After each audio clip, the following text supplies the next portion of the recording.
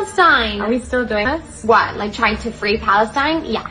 Pretending this is about Palestine. Of course it is. Okay, then can you explain why Jews are being targeted worldwide if this is just about Palestine? That's just indoctrination. That's a big word. Now that we're using adult words, why don't we have an adult conversation and you answer my question? What question? If this is just about Palestine, then why are Jewish students being banished from their universities? Why are Jewish kids being marked out of yearbooks? Why are pro-Pallies protesting outside of synagogues? And this goes without mentioning the physical violence, rape, and murder that Jews are facing worldwide. Well, those are just unique cases. They really aren't.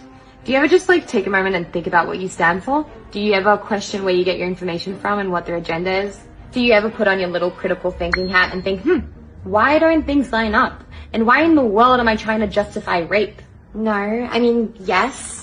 These Jews who are being aggressively targeted don't live in Israel. So why are they being singled out when they have nothing to do with this made-up occupation, apartheid, white colonization, and other trendy words that you just found out about and threw around without doing the slightest bit of research because your crush posted an All Eyes on Rafa story and you're hoping that by jumping on this trend that you don't understand, he might text you back? He's gonna text me back. If this is really about Israel and Gaza, shouldn't Jews outside of Israel be safe? If they support the genocide, then no. What genocide? The one a terrorist organization known for lying claims is happening?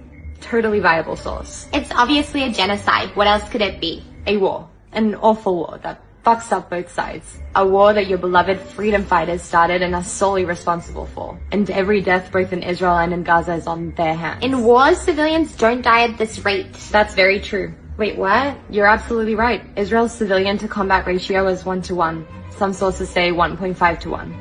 That's super low. If you did any research on any other war, you'd know this. Even your beloved UN has data showing that around 90% of wartime casualties are civilians. Not to undermine for a second any human life taken as a result of Hamas's actions, but by that measure, Israel has been highly, highly successful.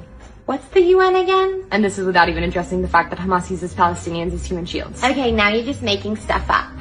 Free Oh, and by the way, that's Sudan's flag. Whatever.